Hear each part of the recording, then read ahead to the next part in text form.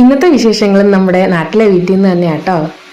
രാത്രി നല്ല മഴ പെയ്തിട്ടുണ്ടായിരുന്നു. ഇന്ന് മൊത്തത്തിൽ മഴക്കാർ മൂടി കിടക്കുക. അപ്പൊ തുണിയൊന്നും കഴുകായിടുന്നില്ല. അമ്മ രാവിലെ പതിവ് പോലെ പാല് കച്ചി വെച്ചിട്ടുണ്ട്, ചായ തിളപ്പിക്കുന്നുണ്ട്. ഓരോരുത്തർക്കും ഓരോ രീതിയിലുള്ള ചായ ആണെന്ന് ഞാൻ പറഞ്ഞിട്ടുണ്ടല്ലോ. പിന്നെ മുട്ട പുഴുങ്ങാനായിട്ട് ചട്ടിയിലിടുക.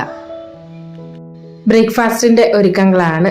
പിന്നെ ഞുഞ്ഞുമോന്റെ കുപ്പി കഴുകാൻ വേണ്ടി ചൂടുവെള്ളത്തിൽ ഇട്ടിട്ടുണ്ട്.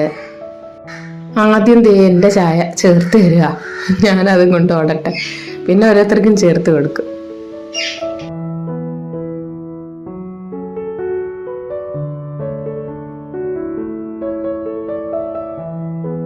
അങ്ങനെ എൻ്റെ ചായ ഇട്ടിട്ടുണ്ട്. ചായ കൊണ്ട് നേരെ സിറ്റ് ഔട്ടിലോട്ടാണ് ഓടുന്നത്.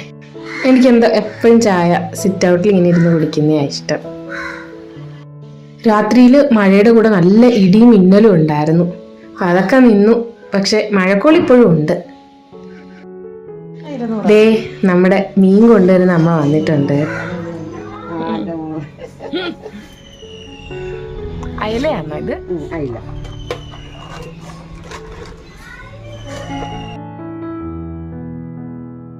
ചാള. ചുമന്ന മീനുണ്ടോ? ചുമന്ന മീനല്ലേ? ചുമന്ന മീൻ പോകണം.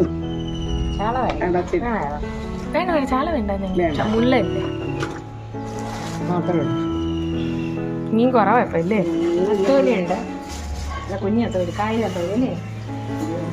മീനൊക്കെ ഇപ്പൊ ശരിക്കും കുറവാ. ട്രോളിംഗ് അല്ലേ ഇപ്പൊ ഉള്ളത്. ഫ്രഷ് ആയിട്ട് ഇവിടെ കിട്ടും. നമുക്ക് അടുത്ത് കടലൊക്കെ ഉണ്ടല്ലോ.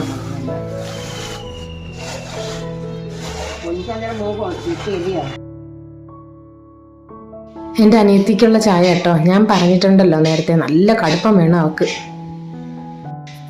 സവാളയും കാര്യങ്ങളും ഒക്കെ അമ്മ അരിയാൻ എടുത്തിട്ടുണ്ട്. മുട്ടക്കറിക്ക കൂടെ ഇടിയപ്പം ആണെങ്കിൽ പിള്ളേർക്കൊക്കെ ഒത്തിരി ഇഷ്ടമാണ്. പിന്നെ എനിക്കും ഒത്തിരി ഇഷ്ടമാണ്. ഞാനും കൂടുതൽ ഇടിയപ്പം ഉണ്ടാക്കുന്നത് ഞാൻ കാണിച്ചിട്ടുണ്ടല്ലോ നമ്മുടെ നോർത്ത് ഇന്ത്യയിലെ വീട്ടിൽ വെച്ചിട്ടും. ഞുഞ്ഞുമോൻ അമ്മയുടെ മടി തന്നെ ഇരിക്കും. അമ്മ എങ്ങനെയെങ്കിലും ഉള്ളി അരിഞ്ഞെടുത്തു. അവൻ ഈ ഉള്ളിയുടെ ഈ അരിയുമ്പോൾ ഉള്ള അരിവൊന്നും ഒരു പ്രശ്നമേ അല്ല, ശീലമായി. അമ്മയുടെ കൂടെ തന്നെ ഉള്ളതല്ലേ. അപ്പം നമ്മുടെ ഗേറ്റ് നന്നായിട്ട് കുറ്റി ഇട്ടുണ്ടോ എന്ന് നോക്കുക. മീൻ കൊണ്ട് വന്ന് പോയതിന് ശേഷമേ നമ്മളതങ്ങനെ തുറന്നിടാറില്ല. അമ്മ ഇടിയപ്പം പിഴിഞ്ഞ് വെക്കുകയാണ്. മുട്ട പുഴുങ്ങി എടുത്തിട്ടുണ്ട്. പറഞ്ഞല്ലോ, ഇടിയപ്പം മുട്ടക്കറിയാ. നമ്മുടെ തൊട്ടടുത്ത വീട്ടിലൊരു തത്തമ്മയുണ്ടേ. അവർ വളർത്തുന്നതാണ് കൂട്ടിലിട്ട്. അപ്പോൾ അതിൻ്റെ ശബ്ദം എപ്പോഴും നമ്മുടെ വീട്ടിലിങ്ങനെ കേട്ടുകൊണ്ടേയിരിക്കും. അതാണ് ഇങ്ങനെ ബാക്ക്ഗ്രൗണ്ടിൽ കേൾക്കുന്നത്. അമ്മ അങ്ങനെ ഇടിയപ്പം പിഴിഞ്ഞ് തുടങ്ങി. ഇവിടെ എല്ലാവർക്കും ഇഷ്ടമുള്ള പലഹാരമാണ് ഇടിയപ്പം.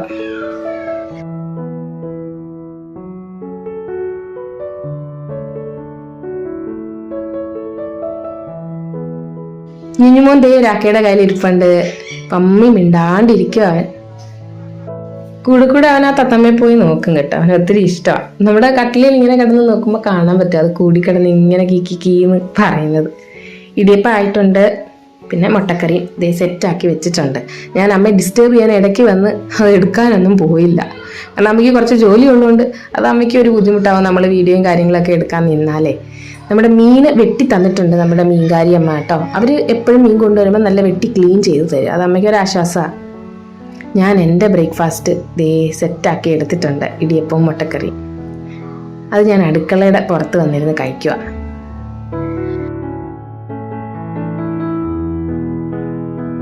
ഇത് നമ്മുടെ നാട്ടിലെ മാമ്പഴം കേട്ടോ. ശരിക്കും നമുക്ക് നോർത്ത് ഇന്ത്യയിൽ കിട്ടുന്ന മാമ്പഴത്തിന് കുറച്ചും കൂടി ടേസ്റ്റ് എനിക്ക് ഫീൽ ചെയ്തിട്ടുള്ള മധുരമൊക്കെ. ഇവിടുത്തെ വേറൊരു ടേസ്റ്റാണ്. പക്ഷെ അവിടെ കുറച്ചും കൂടി എനിക്ക് തോന്നുന്നു UP ഫേമസ് ആണല്ലോ. പിന്നെ പഴവും ഉണ്ട്, ഞാലിപ്പൂവൻ പഴം. അതൊക്കെ ഇവിടെ നമുക്ക് കിട്ടത്തുള്ളൂ, അങ്ങോട്ടൊന്നും കിട്ടത്തേ ഇല്ല. എന്തായാലും അത് ഓരോന്ന് കഴിച്ചു. മഴ പെയ്തു തുടങ്ങി. ഞാൻ പറഞ്ഞല്ലോ രാവിലെ മുതലേ കോളുണ്ടായിരുന്നു. അപ്പോൾ എന്തായാലും ചാറി തുടങ്ങിയിട്ടുണ്ട്. കഴുകാനൊന്നും അത് കാരണം ഇട്ടില്ല. പക്ഷെ കഴുകാതിരിക്കാനും പറ്റില്ല. ഇത്രയും പേരുടെ തുണി കാര്യങ്ങളൊക്കെ കഴുകിയിട്ട് ഉണക്കി എടുക്കണമെങ്കിൽ ഭയങ്കര ബുദ്ധിമുട്ടായിപ്പോൾ.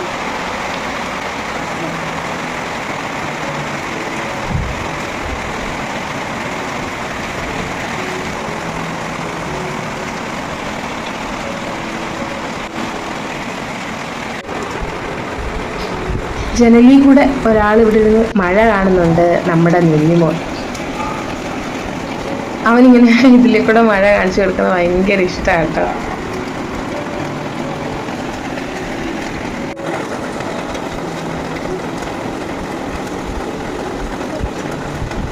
അങ്ങനെ മഴ തകർത്ത് പെയ്യാണ്. ഉച്ചയ്ക്ക് നമുക്ക് എന്താ വെച്ചാൽ ഇല ബിരിയാണി, പൊതി ബിരിയാണി ഉണ്ടല്ലോ, ഇത് കൊല്ലത്തൊരു പഴയ ബിരിയാണി കടയിൽ നിന്ന് വാങ്ങിയതാ.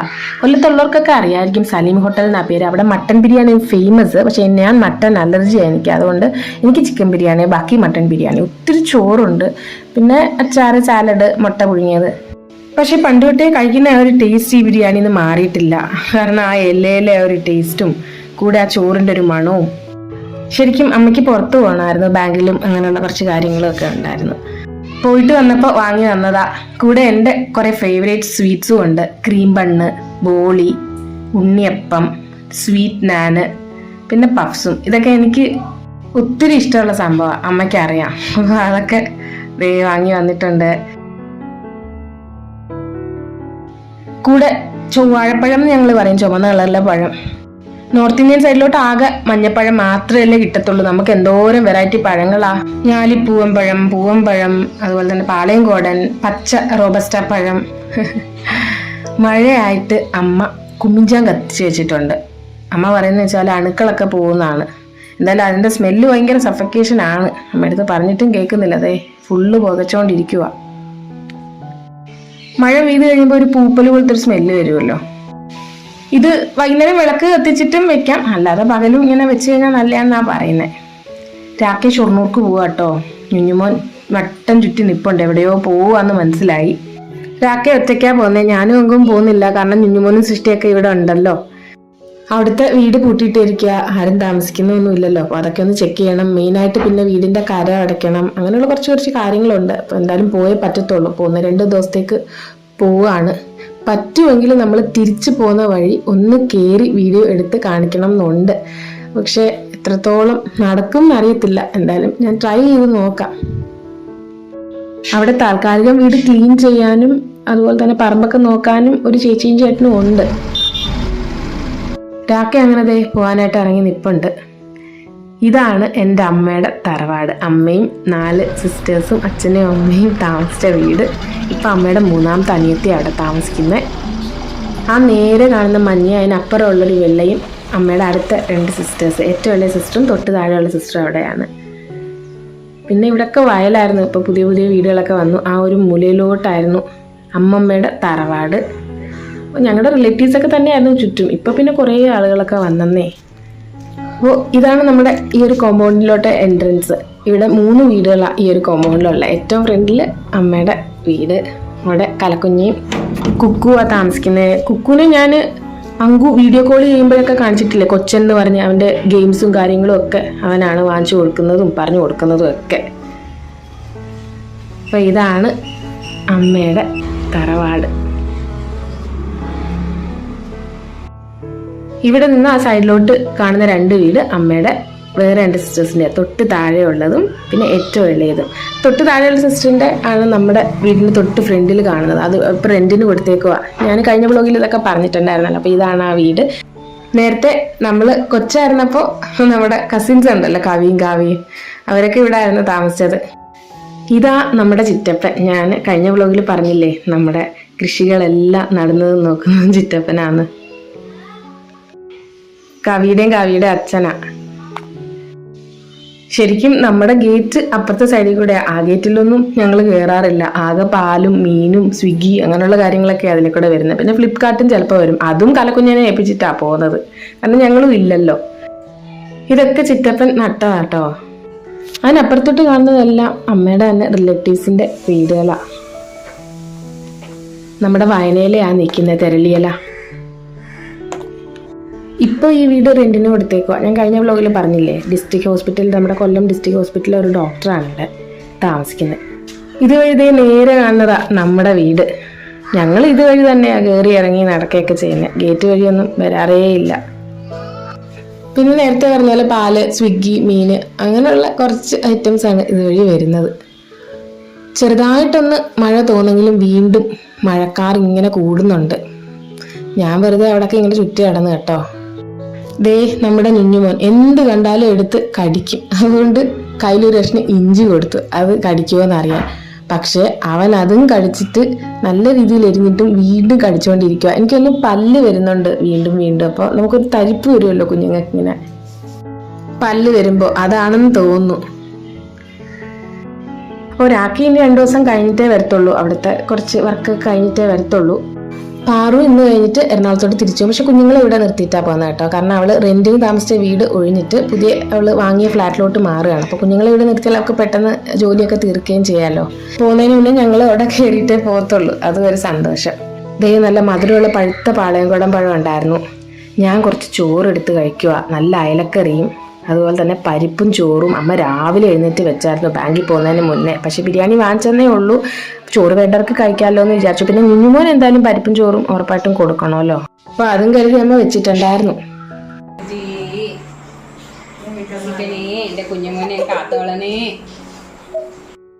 വൈകുന്നേരം വിളക്ക് കത്തിച്ച് പ്രാർത്ഥിക്കുന്നതിന്റെ സന്തോഷമാണ് നമ്മുടെ കുഞ്ഞുമോന്. പാറു പോയി കഴിഞ്ഞാൽ അവൻ അമ്മയോട് നിന്നോളും കേട്ടോ. അമ്മയാണ് അവന് ഒത്തിരി ഇഷ്ടം. അമ്മയെ ചുറ്റിപ്പറ്റി ഇങ്ങനെ നിൽക്കും. ഞാൻ വീഡിയോയിലൊക്കെ കാണിക്കാറില്ലേ, രാവിലെ എഴുന്നേറ്റ് തന്നെ അമ്മ ഇങ്ങനെ റൊട്ടേറ്റ് ചെയ്ത് ഇങ്ങനെ നിൽക്കുക. അപ്പം അവൻ്റെ വൈകുന്നേരത്തെ പാല് കൊടുക്കുകയാണ്. ഡിന്നർ എന്താന്ന് വെച്ചാൽ പിസാട്ടിന്ന് പിസയും ഗാർലിക് ബ്രെഡും ഓർഡർ ചെയ്തിട്ടുണ്ട്. അത് വന്നിട്ടുണ്ട്. പിള്ളേർക്ക് വേണ്ടിയാ. പാറുവിന് ഇതൊക്കെ ഒത്തിരി ഇഷ്ടമാണ്. പിള്ളേർ പാറുവിൻ്റെ പുറകെ തന്നെ ആയിരുന്നു വാങ്ങിത്താന്ന് പറഞ്ഞിട്ട്. എന്തായാലും പെപ്സിയും പിസയും ഗാർലിക് ബ്രെഡും ഒക്കെ വന്നിട്ടുണ്ട്. എൻ്റെ വയറ് പറഞ്ഞിരിക്കുക. ഞാൻ ചോറ് കഴിച്ചല്ലോ, പിള്ളേർക്ക് പിന്നെ ഇതൊക്കെ മതി. ഞാൻ തുറന്ന് കാണിക്കാം. ഇതൊന്നും കഴിക്കാൻ ആരോടും പറയണ്ടല്ലോ, അവർ തന്നെ പൊട്ടിച്ച് തുറന്ന് കഴിച്ചോളും. പിന്നെ കണ്ടിട്ടേ ഇല്ലാത്ത രീതിയിലാണ് എത്ര വാങ്ങിച്ചു കൊടുത്താലും പിസയൊക്കെ അവർ വീണ്ടും വീണ്ടും കാണുന്നത്. ചിക്കൻ്റെ തന്നെ എന്തൊക്കെയോ പേരുള്ള 2 എണ്ണം വാങ്ങി. കൂടാതെ ഗാർലിക് ബ്രെഡും ഗാർലിക് ചീസ് ബ്രെഡും വാങ്ങി. നമ്മുടെ കുഞ്ഞുമോന് ഗാർലിക് ബ്രെഡ് ഇഷ്ടമാണ്. അവൻ വെറുതെ ഇങ്ങനെ പല്ല് വെച്ച് ഇങ്ങനെ കടിച്ച് കുറച്ചൊക്കെ കഴിക്കും. ഇത് സിമ്പിൾ ഗാർലിക് ബ്രെഡാ. പിന്നെ അല്ലാതെ ചീസ് അകത്ത് സ്റ്റഫ് ചെയ്ത ഗാർലിക് ബ്രെഡും വാങ്ങിയിട്ടുണ്ട്. നമ്മുടെ കുഞ്ഞുമോന്റെ സന്തോഷം കണ്ടില്ലേ ആ ഗാർലിക് ബ്രെഡ് കഴിക്കുമ്പോൾ. സത്യം പറഞ്ഞാൽ എനിക്ക് പിസയൊന്നും അത്ര ഇഷ്ടമല്ല. പിന്നെ ഒരു പീസ് എങ്ങാനും ജസ്റ്റ് ടേസ്റ്റ് നോക്കാനായിട്ട് കഴിക്കും, അത്രേ ഉള്ളൂ.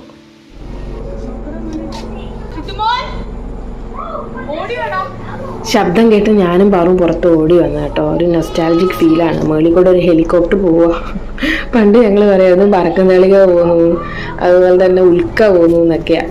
ഇത് ശരിക്കും ഹെലികോപ്റ്ററാണ്. ഇപ്പോഴത്തെ പിള്ളേർക്കൊക്കെ അറിയാം. അവരെയൊക്കെ വിളിച്ചിട്ട് അവരൊന്നും വരുന്നില്ല. ഞങ്ങൾ അത്ഭുതത്തോടു കൂടി വീണ്ടും പഴയ ഓർമ്മയിൽ നിൽക്കുക.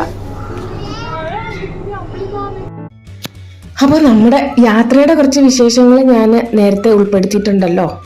ഹരിയാന വീട്ടിൽ നിന്ന് സ്റ്റാർട്ട് ചെയ്തതും ഹരിയാന കഴിഞ്ഞ് പിന്നെ യു പി കയറിയത് വരെ ഞാൻ കുറച്ച് നേരത്തെ ഇട്ടിട്ടുണ്ടായിരുന്നു.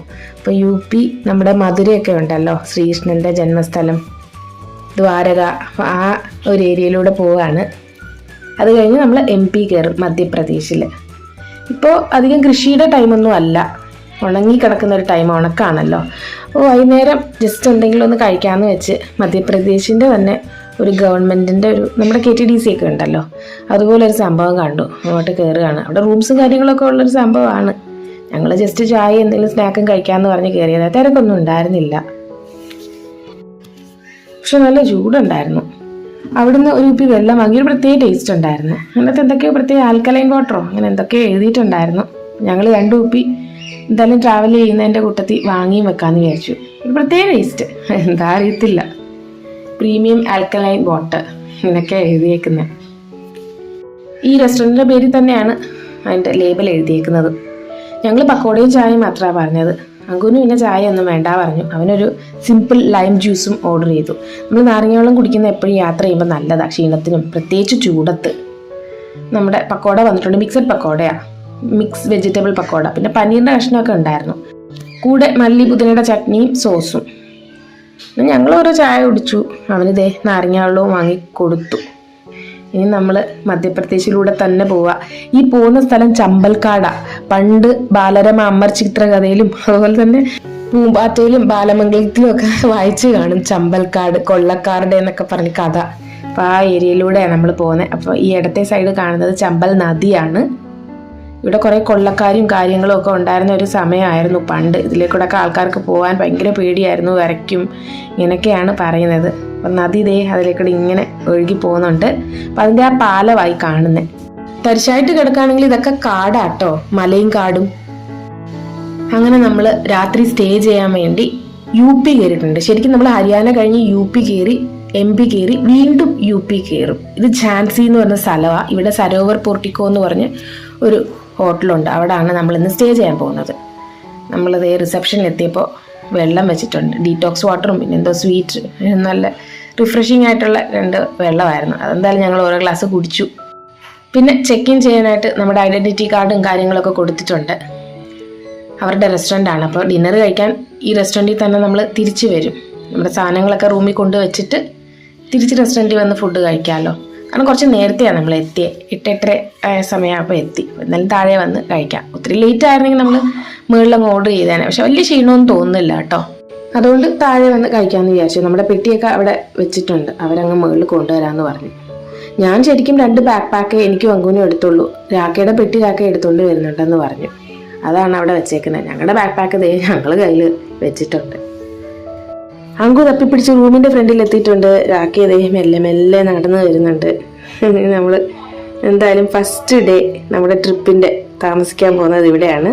നല്ല സൈലൻ്റ് ആയിട്ടുള്ള പ്ലേസാണ്. സരോവർ പോർട്ടിക്കോ എന്ന് ഞാൻ പറഞ്ഞല്ലോ, ഈ ഹോട്ടലിൻ്റെ പേരതാണ്.